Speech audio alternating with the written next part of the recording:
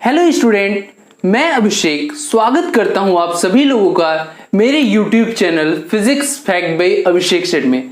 दोस्तों, जैसा कि आप सभी लोग जान रहे हैं कि अब हम लोग जो एंट्रेंस का बैच चल रहा है BHU BSc एंट्रेंस एग्जाम, उसके साथ ही साथ अब क्लास 12th में फिजिक्स की एकेडमिक क्लासेस भी हम लोग क्या करें स्टार्ट कर दिए हैं। तो दोस्तों, उस क्रम में आज के लिए जो हम लोग का टॉपिक है वो है वैद्युत विभव एवं विभवांतर। तो दोस्तों, यहां से जो डेरिवेशन है और जो आपके वन लाइनर क्वेश्चन है वो आपके बहुत आसानी से आज की वीडियो में आज के वो डाउट्स जो आपके हैं वो क्लियर हो जाएंगे। और मैं पूरी कोशिश करूंगा कि इसका छोटे से छोटा और जो है जो सबसे बेसिक से बेसिक कॉन्सेप्ट आपको समझा दूं ताकि आपको ये वीडियो देखने के बाद एकदम पूरी तरीके से इस चैप्टर को समझ जाए। दोस्तों, आप एकेडमिक क्लासेस कर रहे हैं तो आपको बहुत ज्यादा तेज चलने की जरूरत नहीं है। मैं अपने हिसाब से जितनी इंपॉर्टेंट चीजें हैं मैं आपको सब कुछ पढ़ा दे रहा हूं। तो आइए आज की वीडियो का शुरुआत करते हैं। पहला टॉपिक आज हम लोग पढ़ेंगे वैद्युत विभव।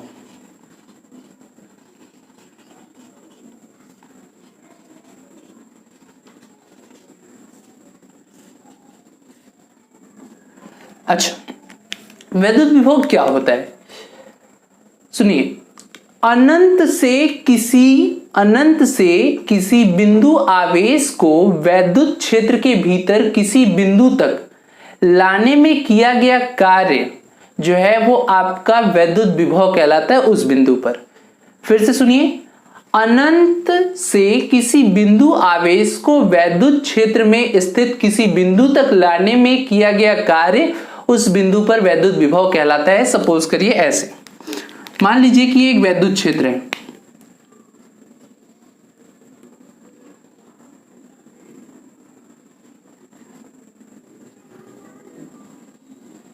ये आपका एक वैद्युत क्षेत्र है, ठीक है। किसी आवेश के कारण वैद्युत क्षेत्र मान लीजिए प्लस Q है। अनंत से किसी आवेश को लाएं, जैसे ही क्षेत्र पहले तो लाने में वर्क डन होगा, जैसे ही क्षेत्र के अंदर आएगा मान लीजिए प्लस Q0 जिसे परीक्षण आवेश कहते हैं वो लेकर आए तो यहाँ रिपल्सन होने लगेगा। फिर भी उसको क्षेत्र के अंदर किसी पॉइंट ए तक लाने में आपको जो वर्क डन होगा वही आपका कहलाएगा वैद्युत विभव उस पॉइंट पर। यानी कि आपका हो गया वैद्युत विभव का formula V equal to W/Q। तो Q0 कर दीजिए। मैंने बताया कि एकांक आवेश जब एकांक कर दोगे तो वो अपॉन में अपने आप चलाएगा। जिस भी चीज को एकांक करना होता है वो अपॉन में आ जाता है। इसका मतलब V इक्वल टू W/Q। साथ ही साथ एक और डेफिनेशन बन सकता है कि अनंत से किसी आवेश को वैद्युत क्षेत्र में लाने में किया गया कार्य तथा आवेश के मान के अनुपात को वैद्युत विभव कहते हैं। अब यहां से भाई, अच्छा, जिस साइंटिस्ट ने इनको ढूंढा था, जो ये बताए थे, उनका नाम था वोल्ट, इसलिए इसके आधार पर इनका SI यूनिट हो गया, SI यूनिट क्या हो गया? वोल्ट। SI यूनिट हो गया वोल्ट। लेकिन एक जो है यहां से ये भी बन सकता है, ये तो वोल्ट है ही, और एक आपका फॉर्म जो है ये भी बन सकता है कि जूल पर कूलाम। तो आपका वोल्ट इक्वल टू हो गया जूल पर कूलाम। तो यहां से एक वोल्ट का डेफिनेशन क्या बन जाएगा? एक वोल्ट का डेफिनेशन, ध्यान से सुनिए, एक वोल्ट का डेफिनेशन हो जाएगा यदि एक कूलाम आवेश को, इसे 1 कर देंगे, इसे 1 कर देंगे, दोनों को 1 कर देंगे तो ये अपने आप 1 हो जाएगा। यानी यदि एक कूलाम आवेश को अनंत से वैद्युत क्षेत्र के भीतर किसी बिंदु तक लाने में किया गया कार्य 1 जूल हो, मैं बोल रहा हूं, आप उसको धीरे धीरे सुन लीजिए। किसी एक कूलाम आवेश को अनंत से वैद्युत क्षेत्र के भीतर लाने में, किसी बिंदु तक लाने में किया गया कार्य यदि 1 जूल हो तो उस बिंदु पर विभवांतर कितना होगा? 1 वोल्ट होगा। अब ये कैसी राशि है? ये एक अदिश राशि है, अदिश राशि है और इसका विमीय सूत्र क्या होगा? इसका विमीय सूत्र तो देखो, पहले तो आपको जूल का रखना पड़ेगा। जूल का हो जाएगा, जो कार्य है या ऊर्जा होती है उसका विमीय सूत्र होता है ml2T-2 और यहाँ कूलाम के लिए है AT, तो ये हो जाएगा आपका ml2T-3A-1। तो भाई ये आपका हो गया विमीय सूत्र। अब यहीं से एक चीज और समझ लीजिए कि विभवांतर का क्या होता है। अब इस पॉइंट पर तो आ गया है, इस पॉइंट से इस पॉइंट तक लाने में, मतलब वैद्युत क्षेत्र के भीतर ही किसी आवेश को एक बिंदु से दूसरे बिंदु तक लाने में जो वर्क डन होगा उसी को आपका वैद्युत विभवांतर कहते हैं। अब सपोज करिए कि यहां पर विभव था VA और यहां था विभव VB, तो विभवांतर का क्या फॉर्मूला हो जाएगा भाई? विभवांतर का फॉर्मूला हो जाएगा VB minus VA equal to W/Q। अब सुनिए ध्यान से, देखो ये चीज चेंज हुआ है लेकिन फॉर्मूला तो अभी भी W/Q ही है, तो इस वजह से SI यूनिट भी चेंज नहीं होगी और जो आपका है वोल्ट इक्वल टू जूल पर कूलाम, यानी कि ये भी चेंज नहीं होने वाला है।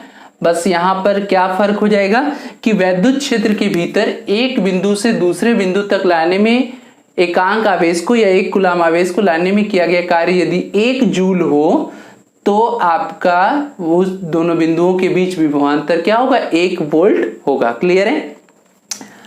वैद्युत विभव की तरह वैद्युत विभवांतर भी अदिश राशि और विमीय सूत्र भी सेम है क्योंकि फॉर्मूला आपका सेम है। ओके, क्लियर है? अभी कोई डाउट नहीं ना है? तो ठीक है, अब मैं इसको रफ कर रहा हूं और आगे अब हम लोग पढ़ते हैं।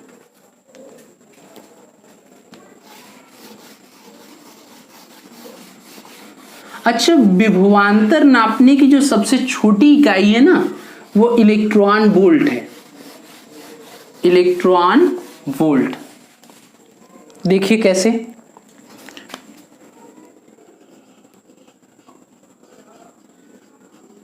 इलेक्ट्रॉन वोल्ट का क्या मतलब होता है?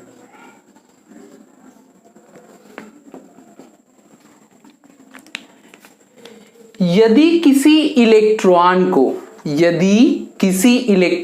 को 1 वोल्ट के विभवांतर से त्वरित किया जाए तो उसके द्वारा प्राप्त ऊर्जा या उसके द्वारा किया गया कार्य जो होगा वो 1 इलेक्ट्रॉन वोल्ट कहलाएगा। ठीक है, फिर से सुनिए, यदि किसी एक इलेक्ट्रॉन को 1 विभवांतर से त्वरित किया जाए, 1 वोल्ट विभवांतर से त्वरित किया जाए तो उसके द्वारा किया गया कार्य जो है वो 1 इलेक्ट्रॉन वोल्ट हो जाएगा। अच्छा, मैंने अभी थोड़ी देर पहले बोल दिया था कि ये विभवांतर की सबसे छोटी इकाई है, पर ये ऐसा नहीं है, ये ऊर्जा की सबसे छोटी इकाई है इलेक्ट्रॉन वोल्ट। तो आप ध्यान से देखिए, 1 इलेक्ट्रॉन वोल्ट बराबर क्या हो जाएगा?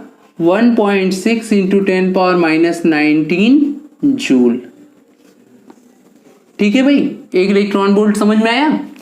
1 इलेक्ट्रॉन वोल्ट क्या होता है? किसी इलेक्ट्रॉन को यदि हम 1 वोल्ट विभवांतर से त्वरित करें तो उसके द्वारा प्राप्त ऊर्जा या किया गया कार्य जो होगा वो 1 इलेक्ट्रॉन वोल्ट कहलाएगा और 1 इलेक्ट्रॉन वोल्ट में इतना जूल होता है। ठीक है, चलिए नेक्स्ट टॉपिक है हम लोग का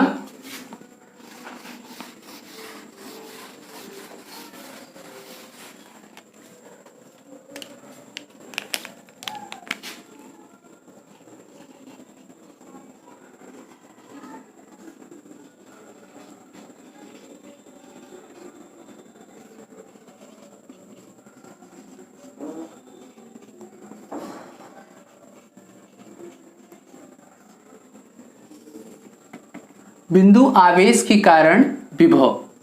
अब सपोज करिए, यहां इसका चित्र बना रहा हूं मैं, सपोज करिए यहां पर एक आवेश है Q और इससे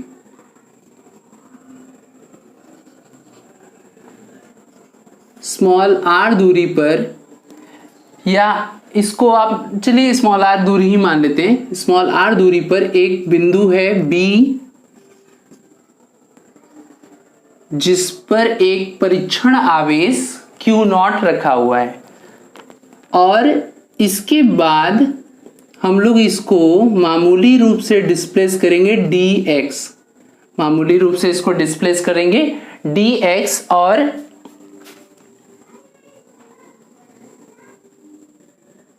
या ऐसे कर सकते हैं, एक काम करिए इसे यक्स सपोज कर लीजिए, x दूरी पर है और यहां इसको लाना है और ये पॉइंट D जो है इसकी दूरी स्मॉल r है, इसकी दूरी स्मॉल r है। तो हमको क्या करना है, अनंत से इस बिंदु R तक यानी बिंदु D पर आवेश को लाना है। अनंत से कहां लाना है, बिंदु D पर। तो हम क्या करेंगे इसके लिए समझिए, Q नॉट को बिंदु B से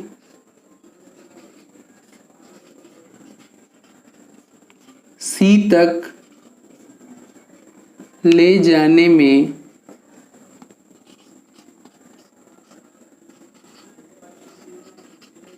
किया गया कार्य, ले जाने में किया गया कार्य।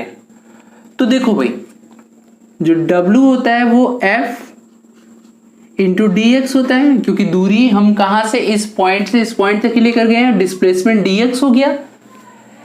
लेकिन कार्य जो डिस्प्लेसमेंट है वो ऋणात्मक हो जाएगा क्योंकि हमें अनंत से लाना था और हम तो वापस अनंत की ओर जा रहे हैं, तो डिस्प्लेसमेंट जो है वो सदिश राशि है। इस वजह से यहां पर dx को जो रहेगा वो माइनस के साथ लेंगे ना, इसलिए माइनस के साथ लेंगे। समझिएगा ध्यान से, हमें लाना था अनंत से इस पॉइंट तक, लेकिन हम क्या कर रहे हैं उसके विपरीत दिशा में जा रहे हैं, बी से सी की ओर जा रहे हैं, तो इसलिए माइनस का साइन लेंगे। ठीक है, अब क्या करेंगे, अब वैल्यू पुट कर देते हैं, तो हो जाएगा 1/4 पाई। जैसे इस पॉइंट पर है, अगर इस पॉइंट पर ये दो आवेश हैं तो उनके बीच कितना बल लगेगा, कूलाम का नियम आप लोग जानते हैं, Q नॉट अपॉन में x स्क्वायर dx, वो भी माइनस के साथ, ये माइनस आगे लगा दे रहे हैं। ठीक है, और चूंकि थोड़ा सा ही डिस्प्लेस किए थे इसलिए वर्क डन भी छोटा सा होगा dw। अब हम ये सपोज करेंगे कि हम इंफिनिटी से ला रहे हैं बिंदु R पर, तो अनंत से बिंदु R तक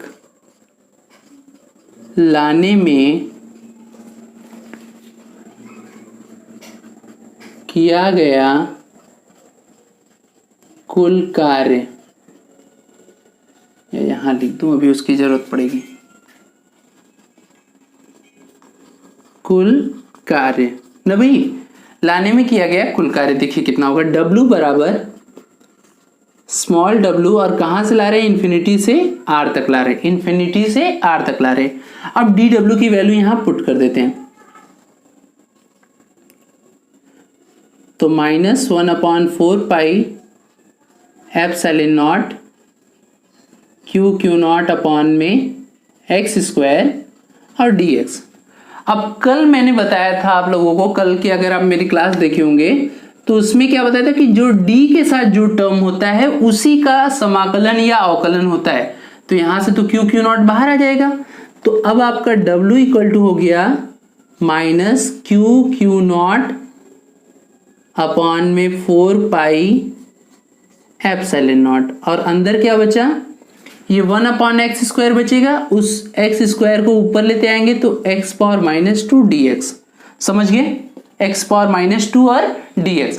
अब आपको समाकलन थोड़ा सीखना चाहिए क्योंकि बायो वाले बच्चे जो होते हैं वो समाकलन नहीं जानते, तो मैं उनके लिए एक फॉर्मूला लिख रहा हूं, s पावर n dx का होता है x power n+1 upon n+1, ये फॉर्मूला होता है ना बच्चा। तो देखिए यहां पर n की जगह पे क्या है, -2 है, तो ये आपका कुछ इस तरह से होगा, Q not 4 pi epsilon not और x की पावर -2 + 1 अपॉन -2 + 1, ठीक है। और अभी एक काम बचा हुआ है r और इन्फिनिटी, ठीक है। अब जरा देखिए इधर, अब हम लोग क्या करेंगे, W = हो गया -QQ0 अपॉन 4πε0। अब इधर बचा x पावर -1 और इधर बचा -1 और इन्फिनिटी टू r। ये माइनस और ये माइनस मिलकर प्लस हो जाएंगे। W बराबर हो गया QQ0 अपॉन 4πε0 और ये जो इनवर्स है वो नीचे आके प्लस हो जाएगा और ये हो गया x r इन्फिनिटी। तो W = हो गया QQ0 4πε0। एक बार अपर लिमिट रखते हैं फिर माइनस करके लोअर लिमिट रखते हैं। तो अपर लिमिट मतलब 1/r, फिर माइनस लोअर लिमिट 1/इन्फिनिटी। x की यहाँ पे एक बार r रखना है, एक बार इन्फिनिटी रखना है। पहले जो ऊपर होता है उसको रखते हैं, फिर माइनस करके जो नीचे होता है उसको रखते हैं। 1/इन्फिनिटी की वैल्यू होती है 0, 1/इन्फिनिटी की वैल्यू होती है 0। तो W = बच्चा क्या हो गया, QQ0 4πε0 1/r ना भाई, 1/r। लेकिन ये विभव नहीं है, ये तो वर्क डन है। तो विभव क्या होगा भाई, तो V = होता है W/Q और यहां पर जो आवेश को लाना है वो Q0 है, तो हम यहां पुट कर देते हैं। तो अब देखना भाई, अब हमारा आएगा QQ0 अपॉन 4πε0 और 1/r और नीचे क्या Q0, Q0 से Q0 कट गया। अब मैं कहाँ लिखूं, तो अब मैं यहाँ लिख रहा हूँ, ध्यान समझिएगा कि मैं कहाँ लिख रहा हूँ। ये इस पॉइंट पे जो इतना हिस्सा बचा हुआ है इसमें लिखूंगा, तो समझना आप ध्यान से। V = इस Q को भी रोक दो, तो जब Q को रोक दिए तो ये 1 के साथ आ गया 1/4πε0, तो 1/4πε0 और Q को R के साथ लिख दीजिए तो Q/R। तो ये आपका हो गया बिंदु आवेश के कारण वैद्युत विभव का सूत्र। क्या होता है, V = 1/4πε0 Q/R। उम्मीद है समझ में आया होगा। अगर समझ में आया तो यस सर बोल दीजिए कमेंट सेक्शन में, या वीडियो को लाइक कर दीजिए, मुझे समझ में आएगा कि आपको क्लियर है। ओके, फिर से मैं एक बार समझा देता हूं पूरे को। इसमें क्या है कि हमें देखना है कि इस बिंदु के कारण ये जो आपका Q है इसके कारण किसी एक पॉइंट पर विभव कितना होगा, और वो पॉइंट जो है वो R दूरी पर बिंदु D है, वहां पर हमें देखना है कि इसके कारण कितना यहाँ विभव होगा। हमने क्या किया, ध्यान समझिएगा, बहुत इंपॉर्टेंट बता रहा हूं, क्योंकि ये अगर पढ़ लोगे तो फिर बहुत सी चीजें जो इसके आगे द्विध्रुव की अक्षीय स्थिति, निरक्षीय स्थिति, बड़ी मजा आएगा करने में ना। तो इस पॉइंट पर लाना है अनंत से, तभी तो विभव मिलेगा। हमने क्या किया था, सपोज कर लिया कि इस पॉइंट से x डिस्टेंस पे एक बिंदु B है जहां पर Q0 आवेश है, और उससे आवेश से यानी x दूरी के बाद से dx दूरी पर एक बिंदु C है जहां पर हमें उसको लेकर जाना है। तो पहले हमने क्या किया, Q0 को बिंदु B से बिंदु C तक ले जाने में किया गया कार्य dw।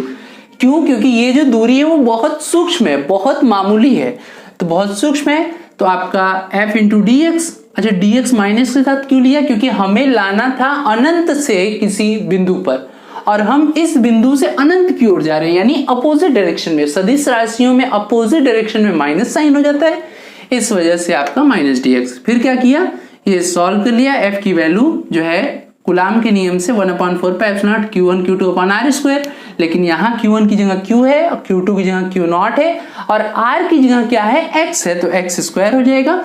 फिर हमने क्या किया, हमने ये कह लिया कि अब अनंत से बिंदु R तक लाने में किया गया कार्य, तो जहां से ला रहे हो उसको नीचे रखते हैं, जहां से ला रहे हो उसको ऊपर रखते हैं। और जो ये dw है छोटा सा कार्य, मैंने एक वीडियो में बताया था आपको, जब मैं गॉस थ्योरम पढ़ा रहा था तो उसमें मैंने बताया था कि ये जो समाकलन होता है इसका मतलब होता है सम। तो जो छोटी छोटी दूरियों सबको जोड़ दोगे भाई तो अनंत से उस पॉइंट तक आ जाओगे।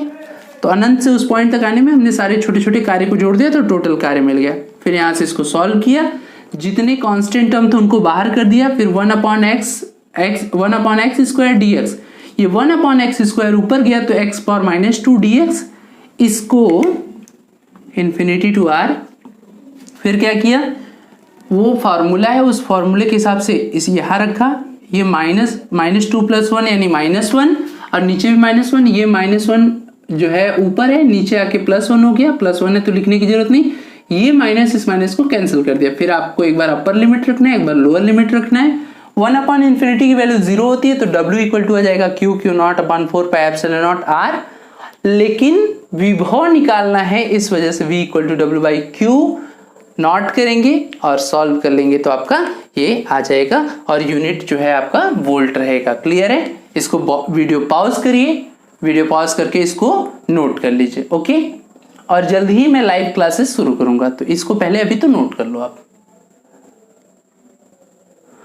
ठीक है, वीडियो पॉज करके आपको नोट करना है, मैं समय नहीं दूंगा। ओके, चलिए, मैं समझ गया कि आपने नोट कर लिया। अब मैं इसको रफ कर रहा हूं।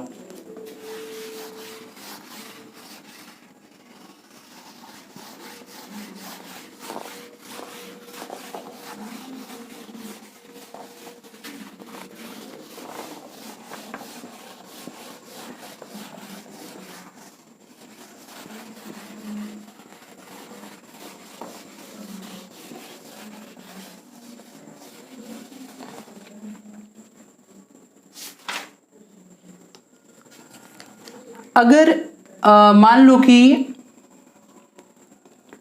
इसी में एक टॉपिक और है, बिंदु समूह के कारण या बिंदु आवेशों के समूह के कारण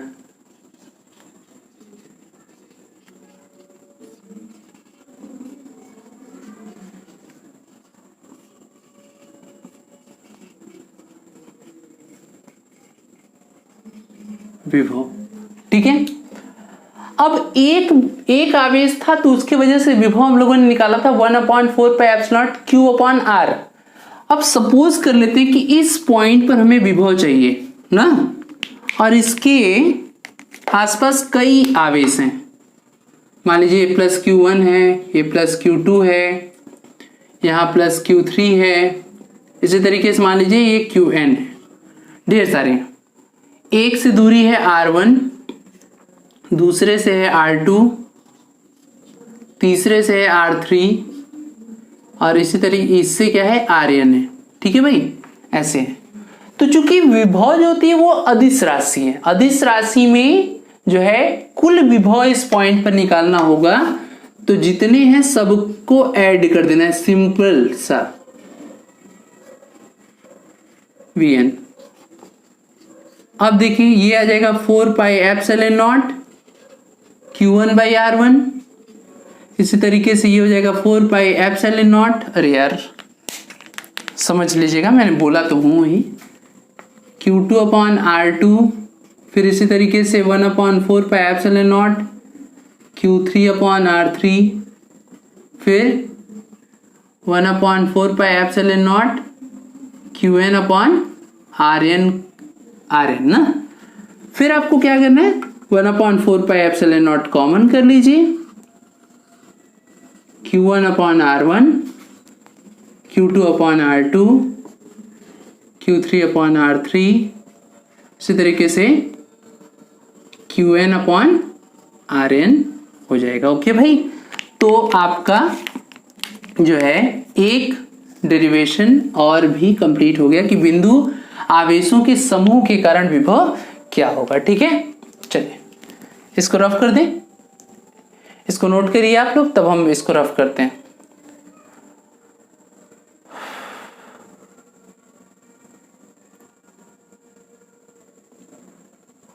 चलिए नेक्स्ट है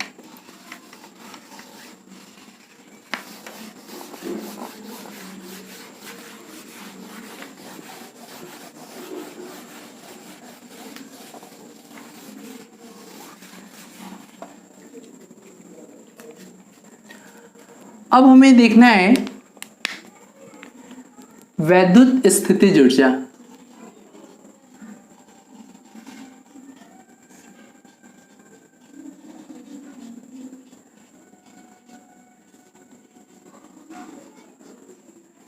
वैद्युत स्थितिज ऊर्जा। इसमें क्या करना होता है, जैसे मान लीजिए कि यहां पर एक आवेश है Q1, R दूरी है, यहां पर एक आवेश है Q2 A B, और बीच की दूरी क्या है, R है।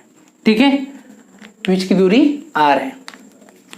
तो सबसे पहले वैद्युत स्थितिज ऊर्जा की परिभाषा सुनिए।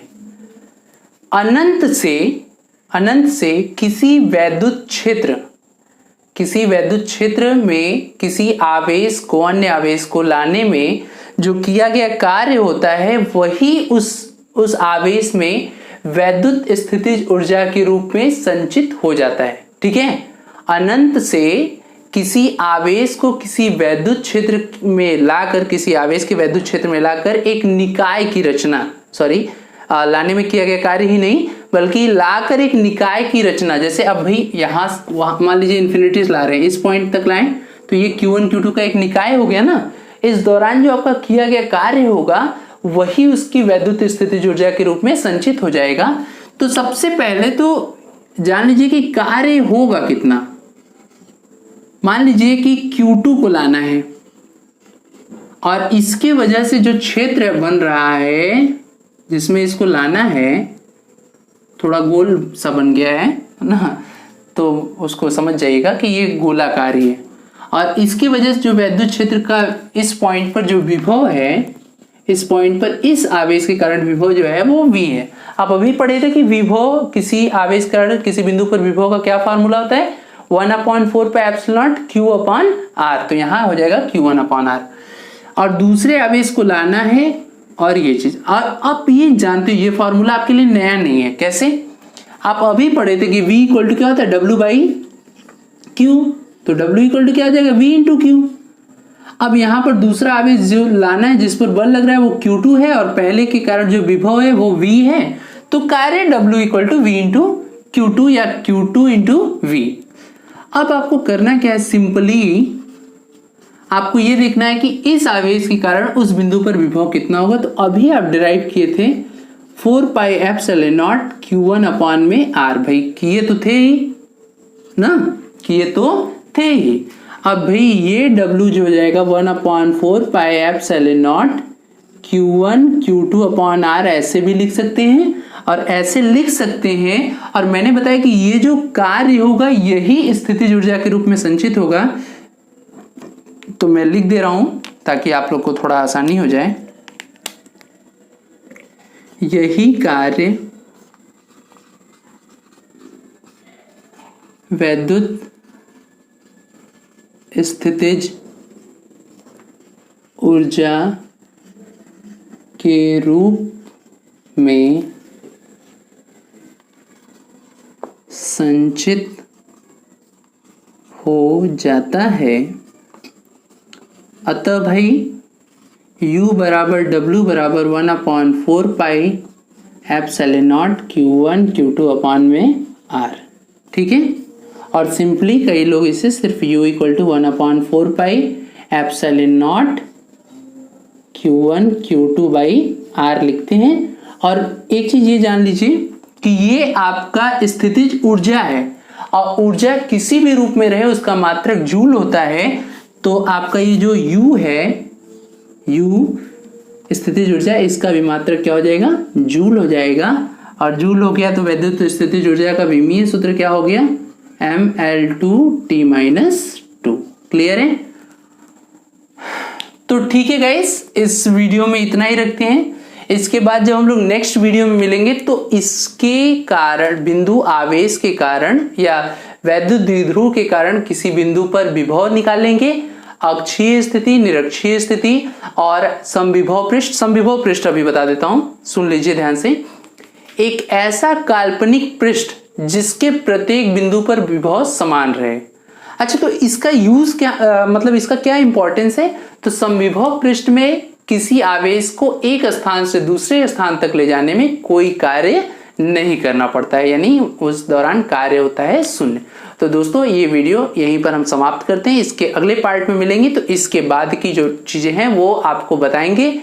तो दोस्तों अगर आपको वीडियो पसंद आई होगी तो लाइक करिएगा, दोस्तों में शेयर करिए और अधिक से अधिक शेयर करिए।